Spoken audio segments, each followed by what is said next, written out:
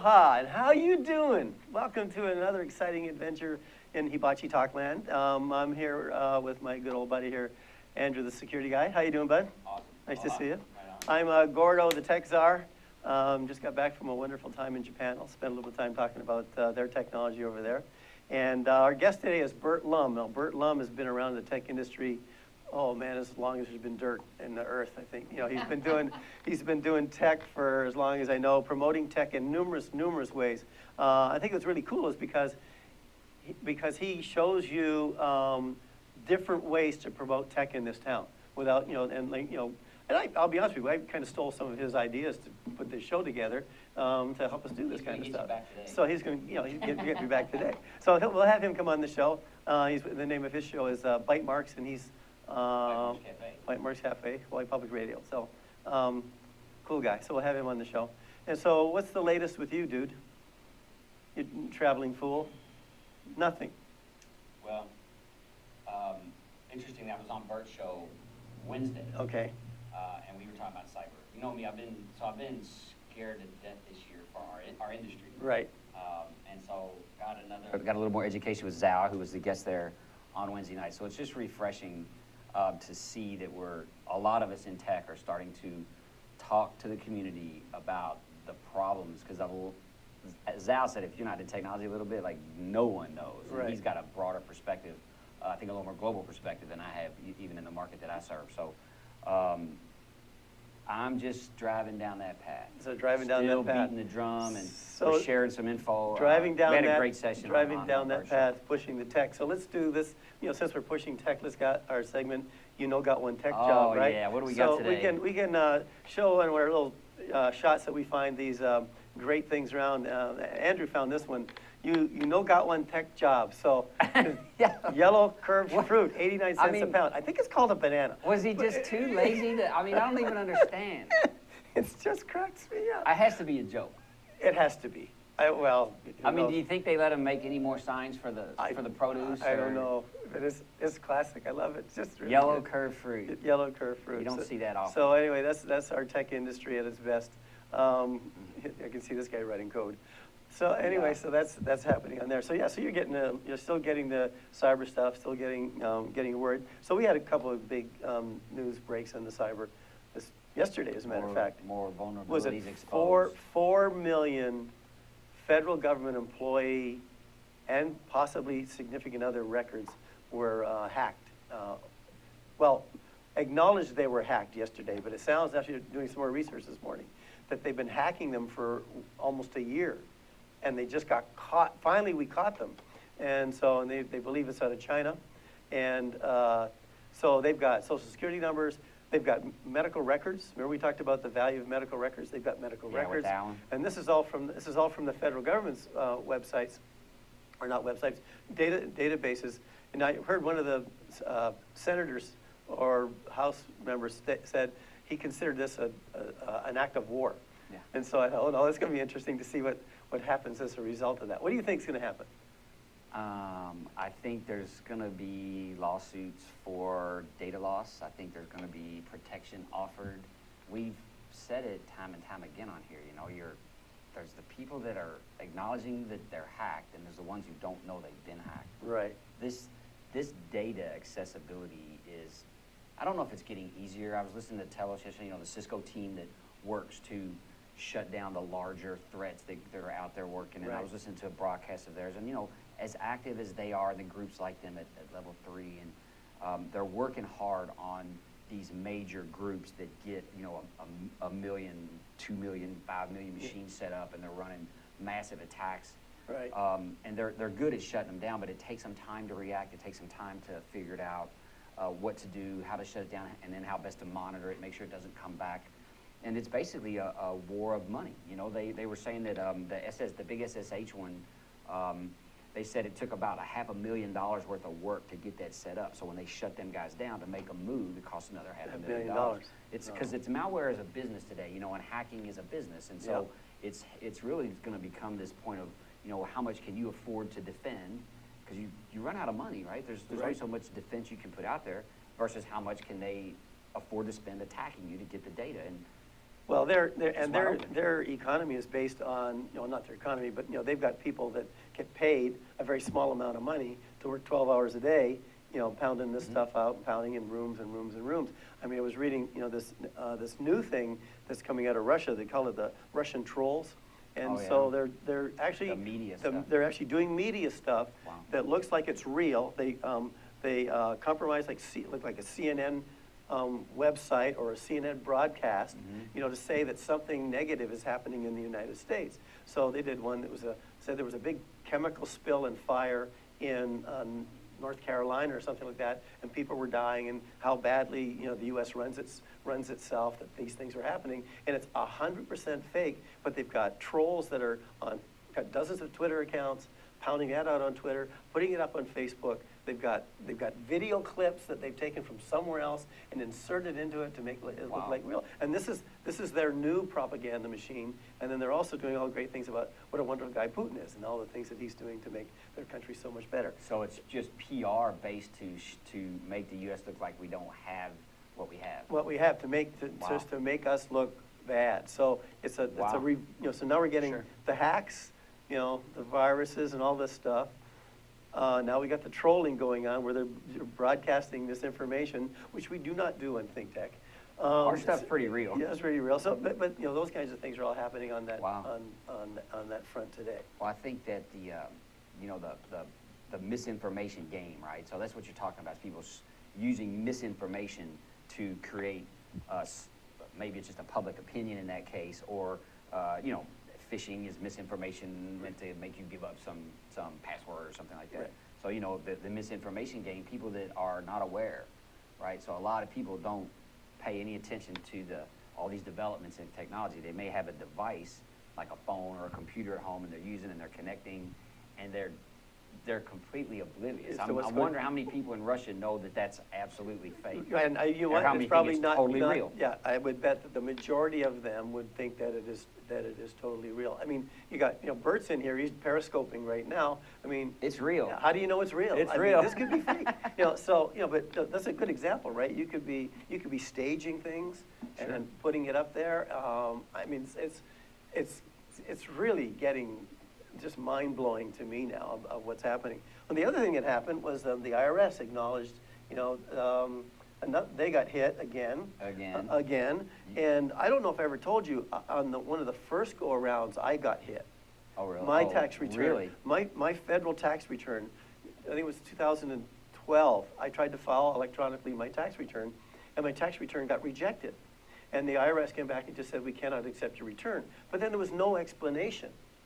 I did nothing. There was nothing. So now I have the wonderful task of trying to get a live body at the IRS to find out why I can't file my return. And so that took a week to figure out how to work my way through and finally get a live body, who then sent me to their new security department, and they said, oh yes, someone had filed a tax return in your name with your social security number for a refund. We realized it wasn't you. We suspended your account. And I said, okay, and then you notified me when? And they went, oh, we don't do that.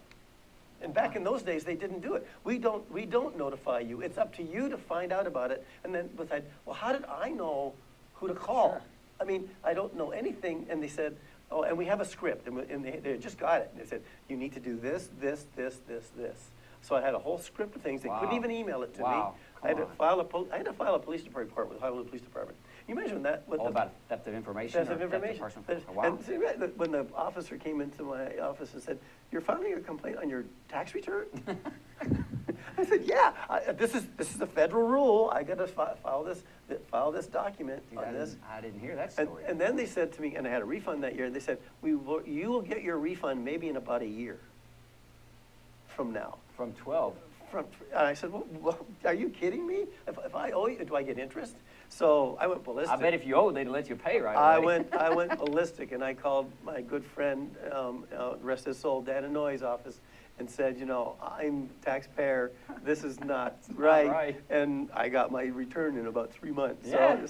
But He'd make a call for you? But, That's awesome. but now every year when I file my tax return, I'm not going to tell you the secret, but every year when I file my tax return, I have to do something unique.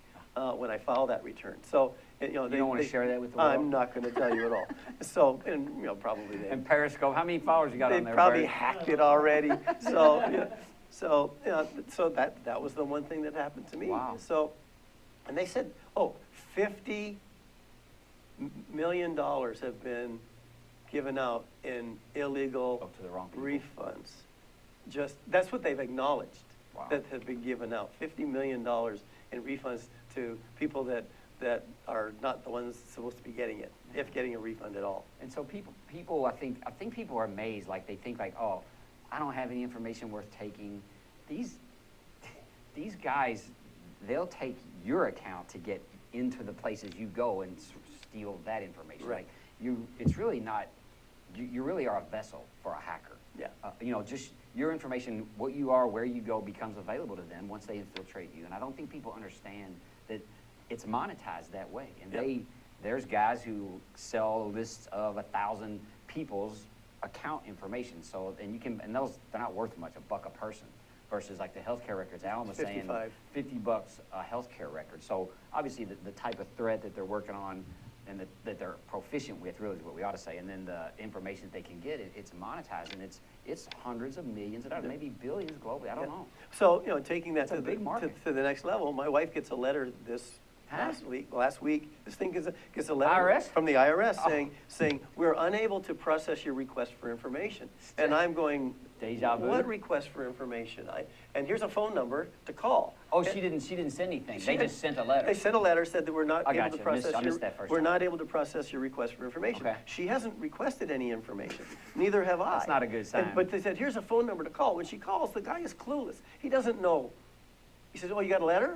Well, what's the letter say? She reads it to him. It says, we are unable to process your request for information. If you have any questions, call this number. Okay, I have some questions. I'm calling this number. He goes, so what's your question? Why'd I get the Why'd letter? I get the letter? Oh, I don't know. We just send it out when we don't tell you we're not going to give you the information. She was What? so angry. She was. I said, you're elevating on the chair. Just, you know. Was she? She said, crazy. that's it. And then she said, okay, thanks. Not thanks. She wasn't even that polite. And then hung up the phone. But you know, it's like they're So lost someone down someone else has requested. They're her lost down there. information, right? They don't know what to do. I think the challenge they have, and I do feel sorry for them. You know, is the fact that they don't know what to do because they're getting pounded from all angles. So I Especially think during tax season. especially during tax season. So anyway, you know, it's that time. I've been drinking the libations and so on. So it's time Okay. we'll just take a little break, and you guys go do your thing. We'll go grab Angus off the beach, bring him up, Right and he on. can talk about what silliness he's up to. And we'll be back in just a couple of minutes.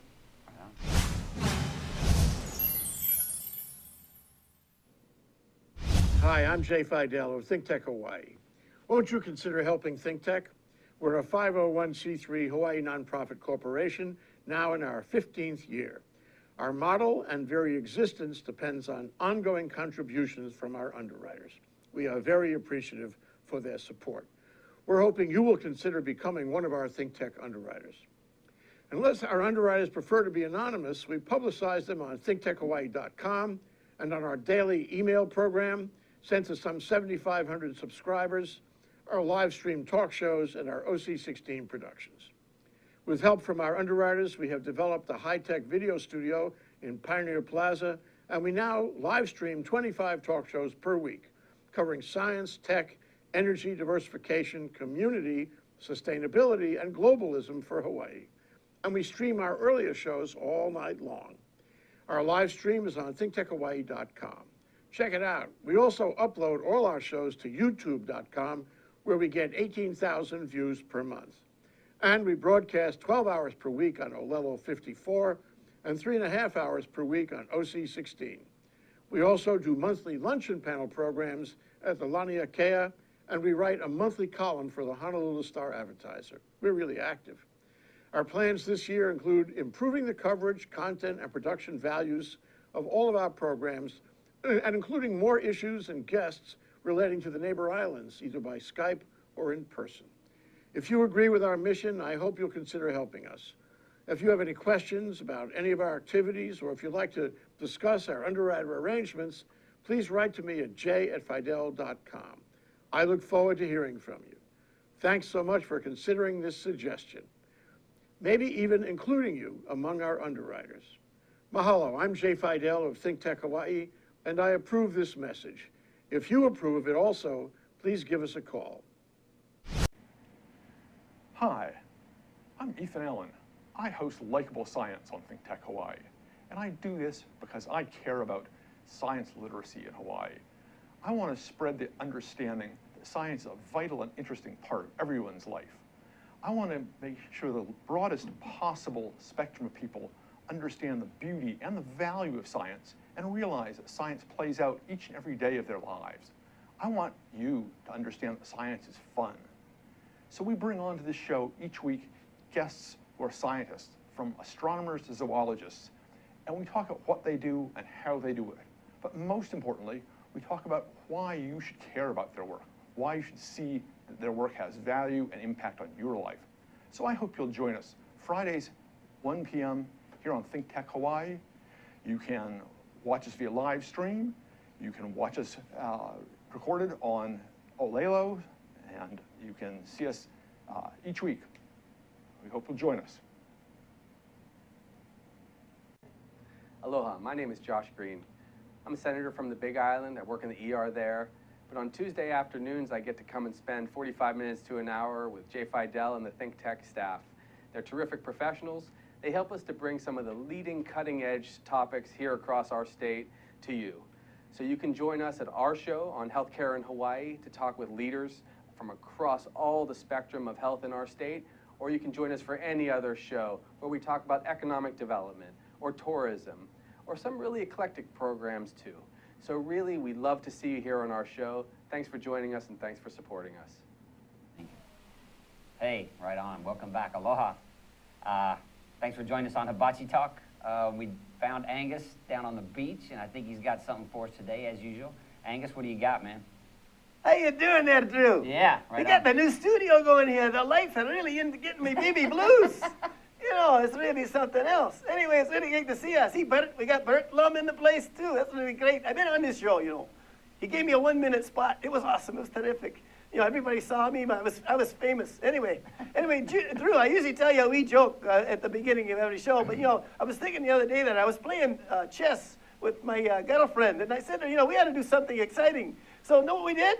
What? We stopped playing chess. Anyway, that was it. Anyway, I got another wee tech segment today, and we're going to talk about this really cool ball I found. It's called a Panono ball. It creates stunning 360-degree views, panoramas in one single shot. Yeah, you're going to get the picture thrown up nice. there. It's really kind of a cool thing. You take the ball, you throw it up in the air. It has sensors in it, 36 cameras. It takes a shot, and then you got 360-degree view. You can post them on your mobile devices, and you can stand there and look at it. It's really kind of a neat piece of technology. It's about ready to come out now, so it's on there, and it's not too bad in the price range too. It's about $549 US. They make them they're making them out of Germany, so it's really going to be a kind of a neat thing. I'm looking forward to possibly getting one of these things. I don't get my wee arms can throw that ball that high, but we can try it. And then you can do it. You can also use it standalone and all kinds of other neat things. So I'm really happy to see that we're going to have that new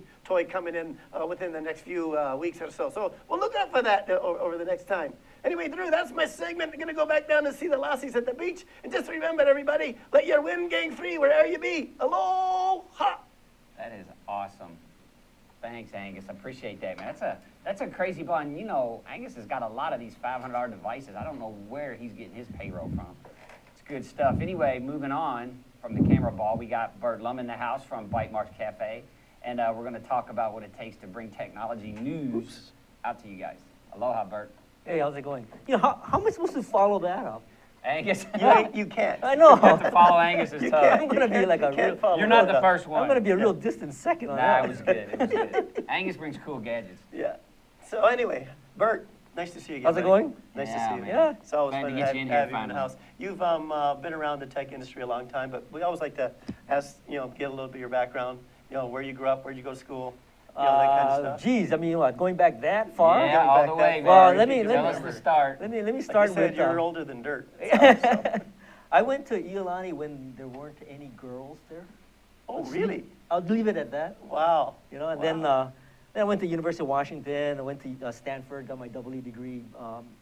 And then I came back to Hawaii and then worked pretty much in the phone company for the better part of about 15 years, and have been sort of in the tech community for several decades. Yeah, no kidding. Yeah, Several yeah, yeah, decades. yeah, I mean, yeah, the phone yeah, company. yeah. Now, when you who was anyone famous besides Well, yourself? well. Besides yourself, graduate from Iolani? Mufi did graduate the year before me. Oh, so okay, so Mufi just Hanna was there give you a before. sense of the timing. Right? Okay. And then Guy Kawasaki. Okay, Who garage. is, yeah. is a big Apple evangelist, and right. now he's making.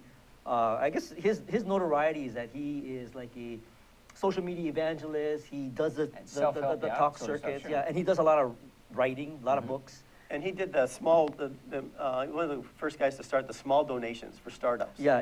Oh, So that and then was he it, has, that was well, his? and then Awesome. Garage.com. Yeah, garage.com. So those were the guys that graduated 1 year before me. Ours was more the convicts, sort of. No. So Nice. so you graduated. Well, that's kind of neat. And you got your double E, and then you've been in tech. Now, yeah. What took you to Washington? What was the attraction to go up to? Were you into University of Washington, Husky? The truth is, I really wanted to fly fish. Oh. And then when I went there, I didn't do any fly fishing. No. Oh. So you went up there for the wonders of fly fishing, Yeah. and came back. At least you came back and you stayed, with your Well, double E and so stayed in yeah, tech. so I was in the Bay Area. I got my master's at Stanford, and this was right around the time when Apple was getting started, HP was getting started. There's a lot of interesting things happening sort of in the computing arena. Then I thought, well, I really want to get back to Hawaii and establish myself here in Hawaii. So I kind of moved. So There was you- an opportunity to come and work at the phone company. So you made millions of dollars in the tech industry. Not quite, in not quite. California, No. or was it billions of dollars Yeah, in the you're tech right. No, industry? no, back and, then- there, and then came back here and said, okay, I've got all this Yeah, money. I no, can no. just, No, that back Oh then wait, was that's just a- Hank Rogers. yeah. Wrong Yeah, guy. yeah, yeah. Okay. I saw him last week, so I can poke at him. No, it was pretty much, coming out of college, getting a, in essence, kind of a first, second job, and at the time, working for the phone company was actually a good place to be because this was back, can you imagine, back when there were like Phones? 300 baud modems. Remember those? I sure do.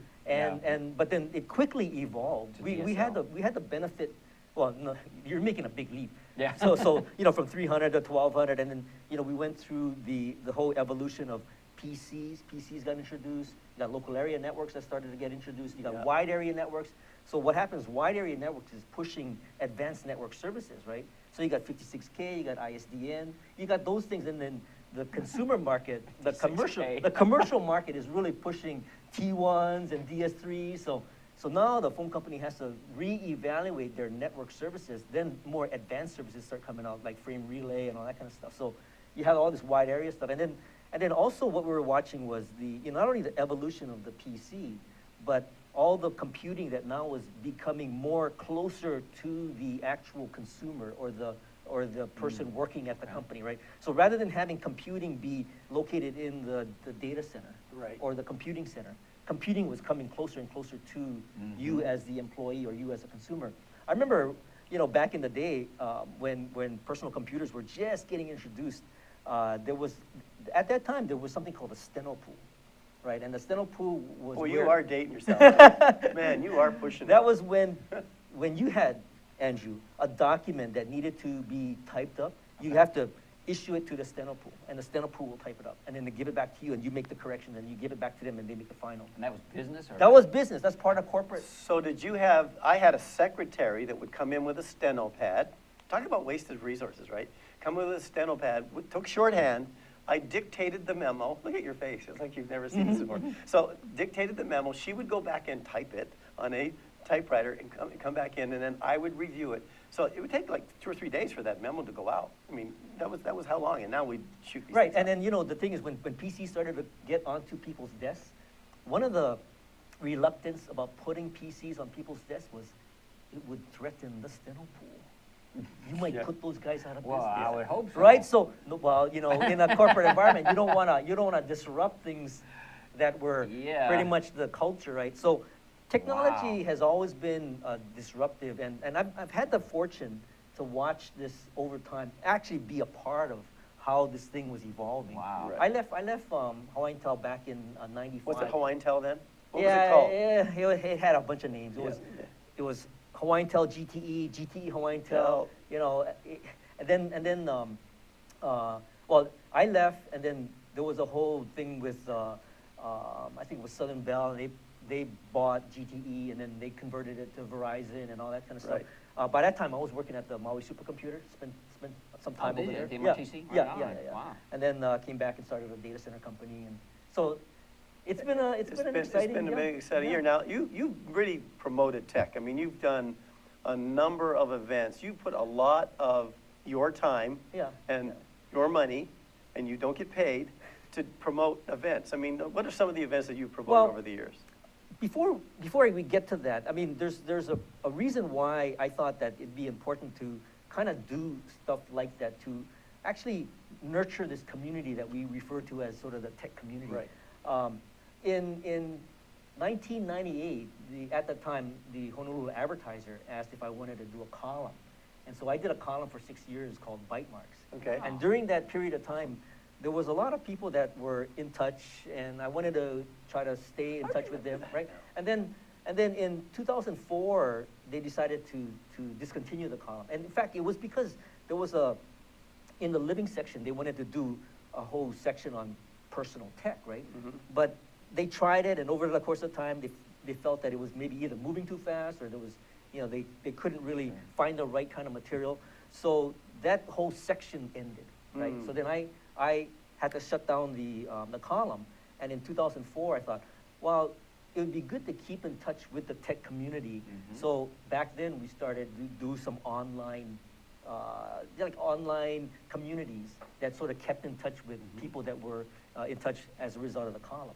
So then, it was, you know, over the course of time, it was like, okay, so we got all these people that are interested in technology. How do we apply their energy toward things that could perhaps make things better in the community, right? So, Right. so part of it was first nurturing that community and building a you know, sort of a good cadre of people that were really behind it, and then helping to identify who are the sort of the key movers and shakers in that tech community.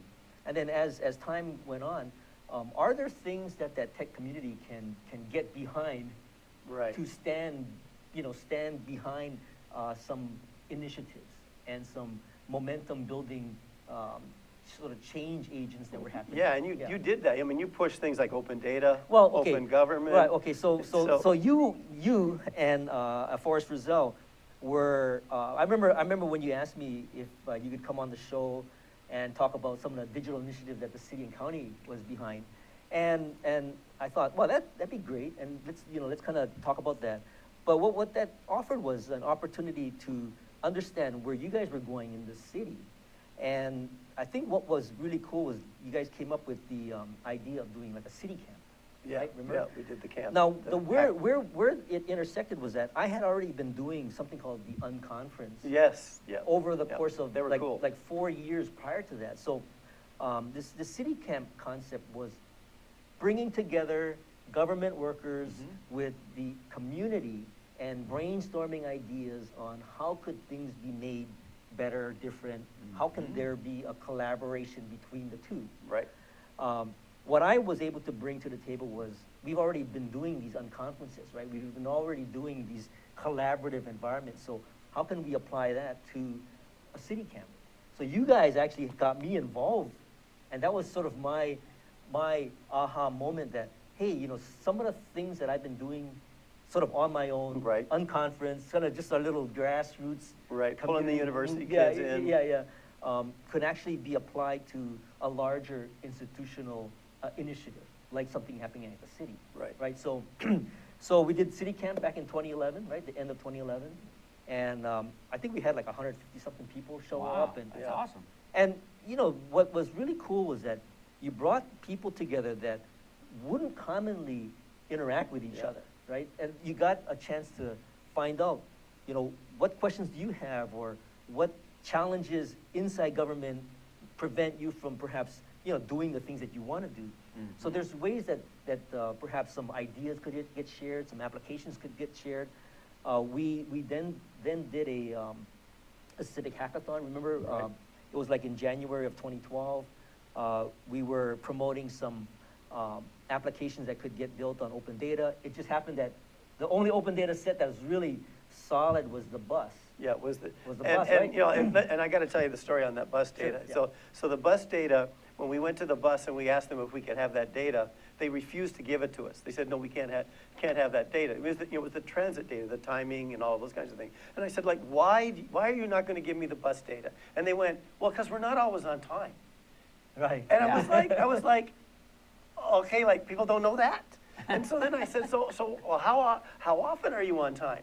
Oh, we're one of the best in the country at 97%. I said, so why would you not want to promote that 97% of the time you're on time, and then we can create a mobile app that will allow for that small, minuscule 3% of the time, notify someone that you're going to be a little bit late or to take another route. And guess what? They went, oh, we never looked at it that way.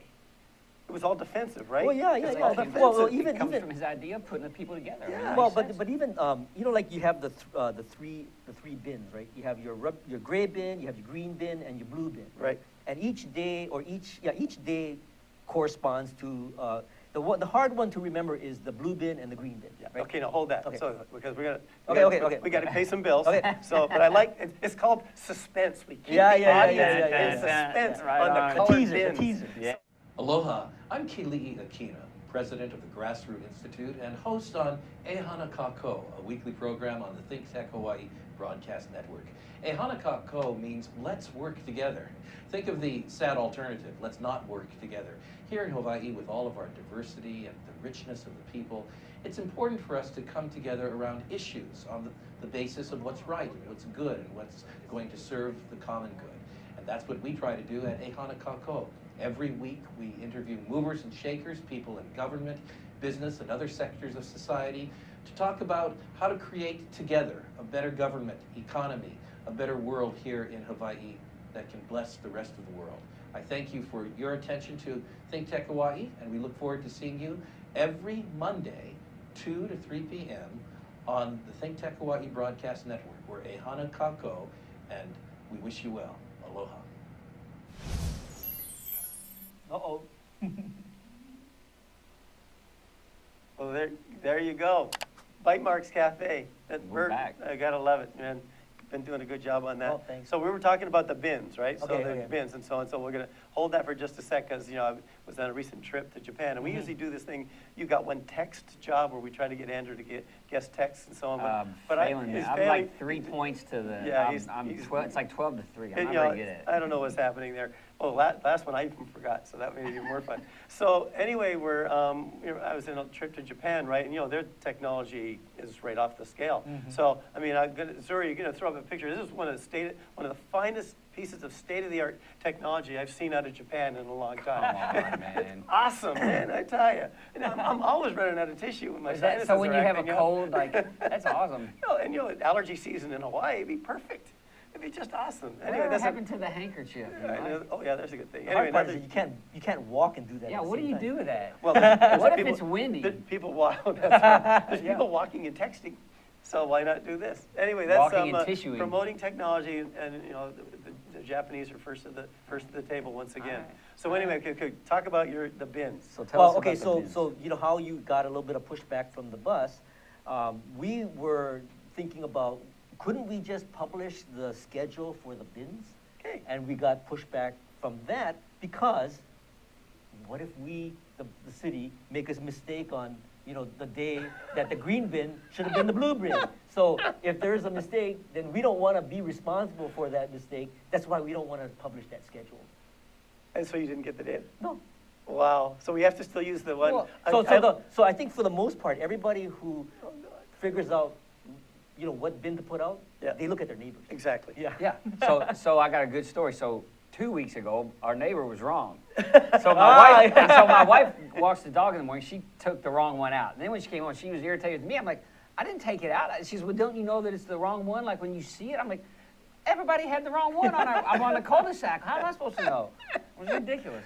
Wow. Well, another good one is that, at the city, they published the public art. Right. And Yes. they're geocoded. Right. And then we were able to create an app, art.honolulu.gov, which geocoded all the locations of public art. Right. I tried the same thing at the state. The first response I got was, why would we want to show people where the art is? Because they will just go and steal it. Come on, Oh, man. Lord. Yeah, and and there's state legislation that requires a certain percentage of money to be spent on art. Yeah, right, So, right. So I mean, and it's art being bought by public money. You should, you should Yeah. know where it is. And- you can visit, look at it, take pictures of it. And with the geolocation technology, wouldn't we know where the art's going if someone took it? Like, isn't that the point? Well, so anyway, it's a long road, but Wow. getting back to the original question, we continue to want to bring people together to collaborate, share ideas, because Right. there are people. Although we've expressed a couple of instances where there's some resistance, there are others that are more than inclined to want to get their data out there and build apps on that Right. data. So we did at the end of 2012, I think we did an event called Han Accelerator. Right? And that one brought a bunch of people together. There was some apps on crime data, and you guys were able to publish some crime data. I kind of wish that 311 was more Well, yeah, but supported. Honolulu 311, we rolled that out, and it got a ton of pushback. I mean, Yeah. Report a pothole. Yeah, right. Well, wait, it means you report it. Well, that means we got to fill it. In a certain period of time. Yes, that's the intent. Pressure, wow. That's the intent. Wow, so you gotta go to work now. Yeah, so I got a whole new idea on how we're going to fix potholes. We That, talked about that the other night. Yeah, that 311, I actually, one of my staff, it was like Christmas Eve or whatever, and the traffic was terrible, and his motorcycle, his battery was bad, so I mean, he got stranded. But I sent that to them that he needed help, and they sent it to the traffic, the guys traffic, that yeah. come and help you, Yeah, because they were nearby him. It took me an hour to get to him. He's standing on the median, right? Yeah. And they got there right away, so it worked. Yeah. That's the only, I didn't ever report potholes. But that's been downsized somewhat, I think. Honolulu 311, it's still around, but it's not. Is it supported? I don't know. I don't know. This has been maybe 2 years ago or something. Yeah. It was working then. I was You like started to impressed. take, illegal trash sites. Right. Abandoned vehicles. And there was a whole data set. There was a whole data set. Published data. Speaking of funny, I think of funny stories when I was there. So the abandoned vehicle one came out, and then what happened is we had a rash of people who were sending in Honolulu 311 about abandoned vehicles in their neighborhood because they were fighting with their neighbors, but the cars weren't abandoned. Oh, now that could be See, a problem. misinformation, That right? could be a problem. Now we're back to Misinformation. misinformation. So we're back into misinformation. So the cops were going out, or not, they're going out and going, wait, this is not an abandoned car. It's fine. That's that whole thing of swatting people, right? Yeah. Like calling in and saying there's gunfire in the house next door. and Yeah, all that this kind of stuff. So that, again, that misuse of data. But it's a misuse of resources, right? Right. So people, Oh, I don't know if for people sure, understand for the sure. impact. Yeah, I to know, service and I heard providers. yesterday 911 was down for a while. Oh, Yep. really? Yeah, Yep. they had some problems over there as well. So anyway, you got something new coming up? Obviously Bytemarks is always, you Well, continue to push that, but you've got you know, some events you're kicking A around. couple weeks ago, we did, what's kind of interesting is that now there are a number of different events that take place. I'm not responsible for all of them. So what's encouraging is that I think the community has really evolved from when we started. So there's a lot of other people that are creating new events. And, a couple weeks ago, there was Reboot the Commute that was happening Okay. to look at building some applications based on transportation. There was also the Mini Maker Fair. You guys heard about that one? That was, there's the growing community of makers. Right. We did our annual unconference, so that was number 8. We did that. And coming up on this Saturday, we have a Code for Hawaii event coming up over at Agora, and that'll be at 9 o'clock. And now this is, again, we're continuing the work that was done back during the time when you guys brought Code for America Yeah, that's a to spin, Honolulu. yeah, Code Right. for Hawaii is a So- spin-off right, with so- the evangelists, right? Right, so what Code for America does is that they put 3 fellows into different cities across the country. In 2012, Honolulu was a Code for America city. Right. We were probably at the forefront of this whole Code for America sort of deployment.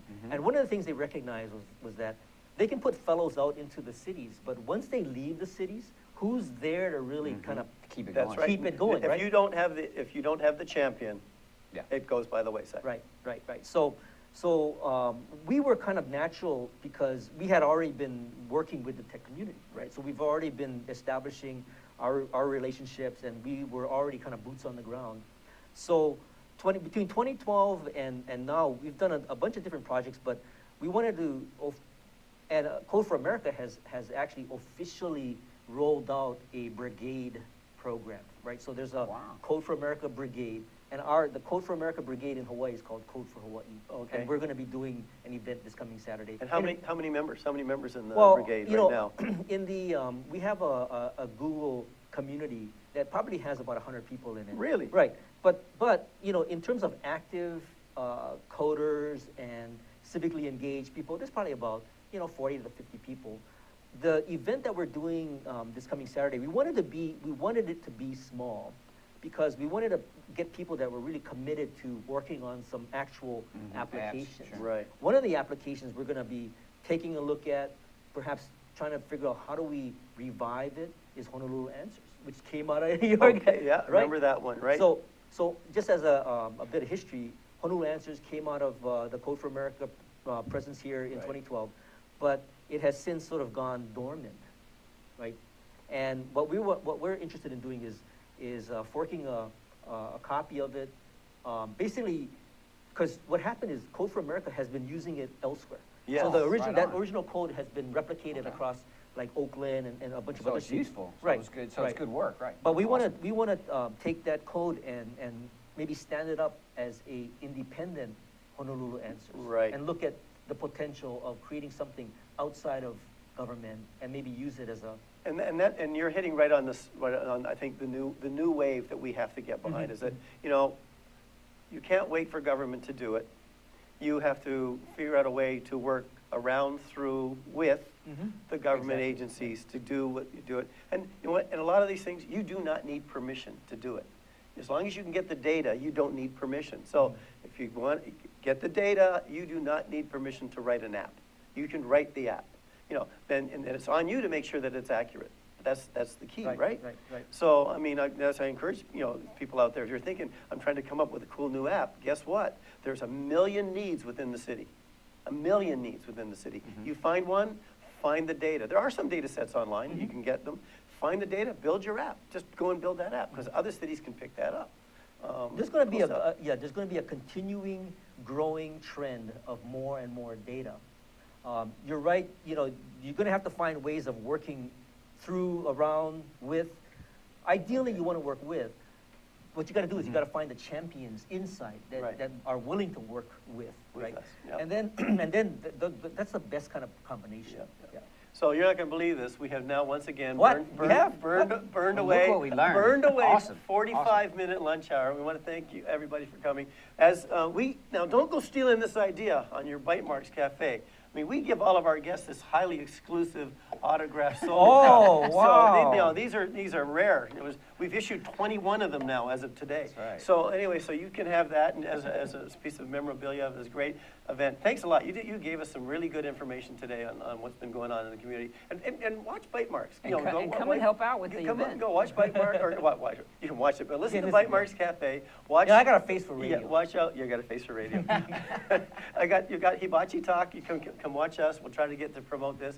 I want to thank Zuri for helping us again today. Amazing and we job have in the Sachi now studio. behind the Sachi, camera. yay! There Thank she you. is. We'll have to get Sachi on camera the next one. We surround ourselves with such cute ladies. And It's thanks, awesome. Jay, for the new And thanks to studio. Jay for the new Amazing. studio. It's really awesome. Anyway, just keep in mind, keep watching us. Thanks again. And how you doing?